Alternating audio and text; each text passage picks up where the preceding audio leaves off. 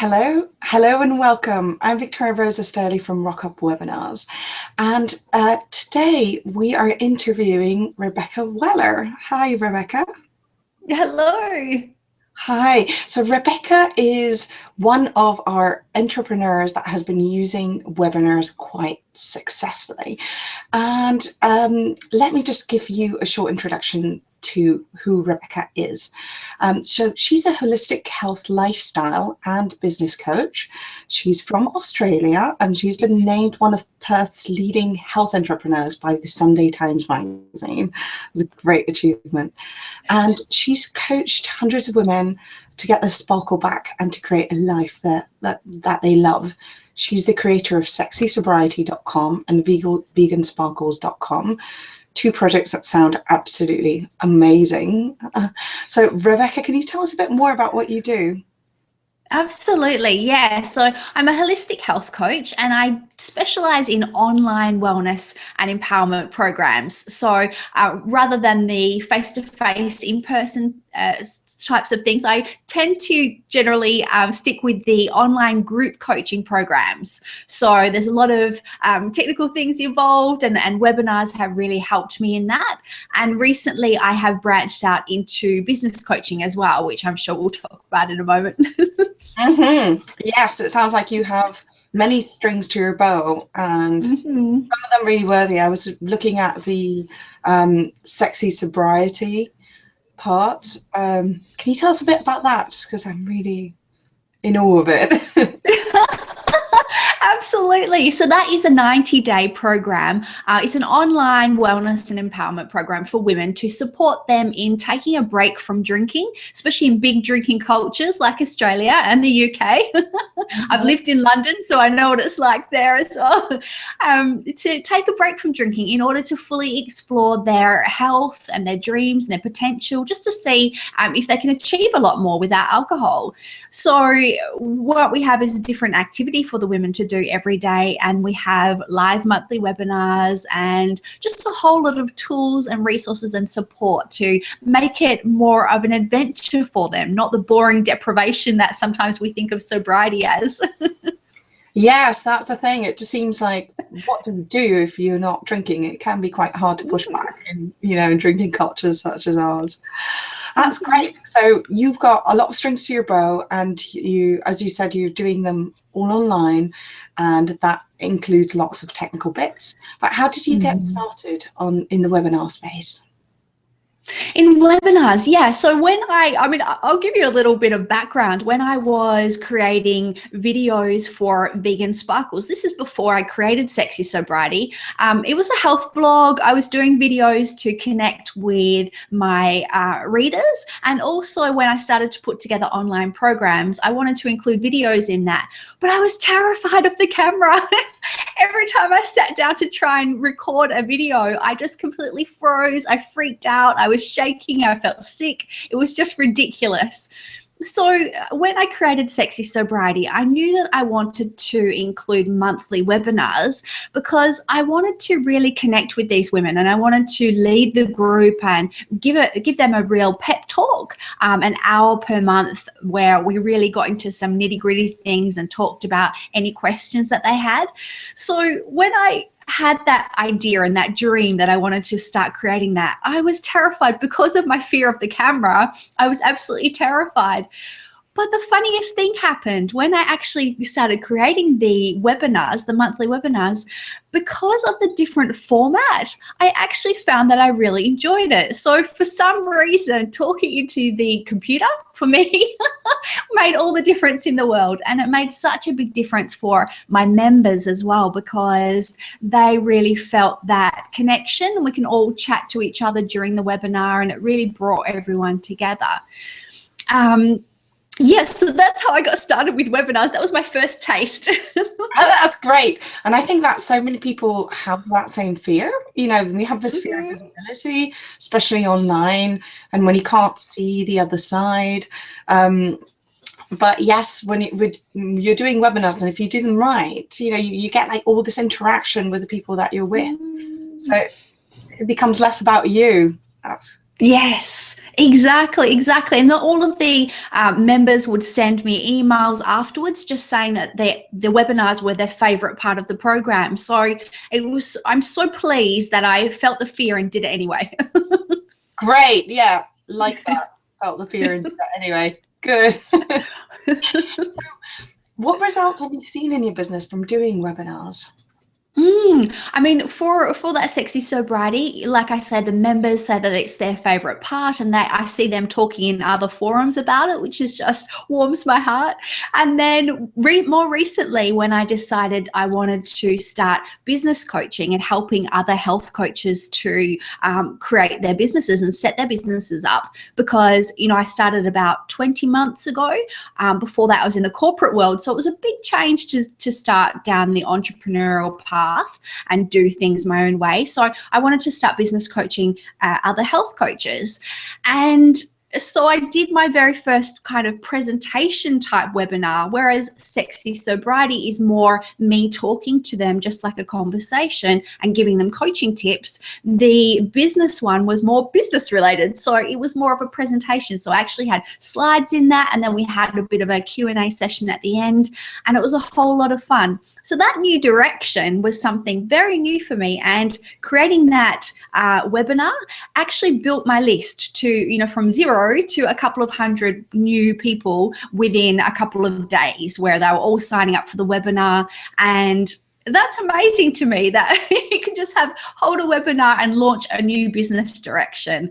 And it was a heap of fun. Aha, great. So you got from 0 to a couple of hundred just off the back of one webinar, or a couple of them? Just one so one. far. That's great. And so how did you do that? What's your secret? To sharing it, you mean? Or to getting it out there? Yeah, So I created a page on my website, on the Vegan Sparkles website, because I didn't have the business coaching one yet. And on there, I explained exactly what I was going to talk about in the webinar, all the things that we'll be covering. And I gave a little bit of a background about me as well, because if people had just come to the site and seen it for the first time, just a little blurb so that they got a bit of background info. And then I shared that everywhere. So I shared it with my Vegan Sparkles list and with my Sexy Sobriety list, and I shared it in Facebook groups that I'm part of, and in other forums where I know that the people that I wanted to help, the health coaches, my target audience, where they hang out. I just shared it everywhere, and I said, listen, these are the things I'm going to be sharing. Come and join me. It's going to be a heap of fun. Great. So just sharing it across the board, and putting up a page where people can register. So yeah, and it sounds like not just Facebook, but across the board in different forms. That's right. A couple of hundred out the back of one webinar. That's one of the most successful, I think, business starts I've heard of so far. Is it? Oh wow. Great. Yeah. So what has been for you kind of the knock-on effect of webinars on your business? Yeah, so with that business example, I really love that, because it was a completely new direction. So I thought, if 20 people sign up, well, then it's good experience for me. I wasn't expecting such a beautiful response, and the knock-on effect of that, I wanted to make sure, since it was my first one, that I put my heart and soul into it and made sure that it was really, really valuable, chock full of amazing content, and that I didn't dilly-dally. I didn't want to waste their time. So I wanted to make sure it was action-packed within the hour, so that they got a lot out of it. And then the response was amazing. I had coaching requests from that one webinar, because I think also you're building that relationship, right? You're talking with them, they get to see your coaching style, you're giving them a taste of what it's like to work with you. And so the knock-on effect is I received love letters and praise and beautiful testimonials to launch this new direction, which is so valuable as well when you're starting your business, to get glowing testimonials from your first get-go. But also so many people, they told other people about it who also joined the list, and they requested further coaching. So it's a huge knock-on effect.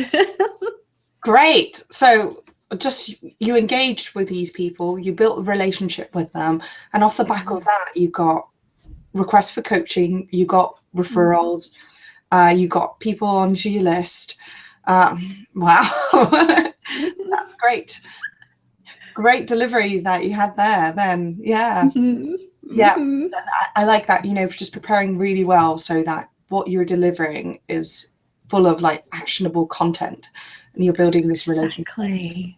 Exactly. And then afterwards, what I did was I saved that recording because it went so well. I mean, I forgot my words sometimes. It wasn't perfect, but it was good. It was great content, and it had that human aspect, and it had people interacting and involved. So then I saved that recording, and now that is my opt-in gift. So when new people come, they can still watch that recording. So that's an option as well.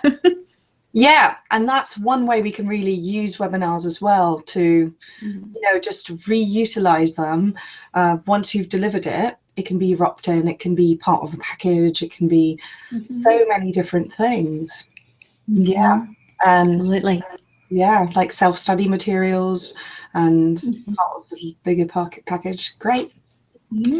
Okay, so what would you say is your top tip when people are thinking about doing webinars? What would you tell them? Yes. So I tell all of my business coaching clients to do it. Feel the fear and do it anyway. You can practice on friends if you wanted to start with, but start somewhere. Give it a go, because you never know. I mean, I find that the presentation style is quite good, because when you've got the slides up on the screen, you can read from your notes behind the scenes so that you don't have to remember everything, or you can have the notes on your computer, or, with my Sexy Sobriety, I just wing it and just talk for an hour. So see what style works for you. But the most important thing, I think, is just to get in there and give it a go. Yeah, that's great. Yeah, I'm totally behind that. First of all, just get going. Cameras aren't needed, especially, they do give, create more engagement, but you don't need to have them there. You could just have slides, and the important thing is the interaction and the connection with people. Great. Exactly. I like how you're saying there's so many different types of styles. You can read, you can do more of a presentation, you can have talking points, or you can wing it. And they're all fun to try. Yeah, exactly. We can try and test and redo it again.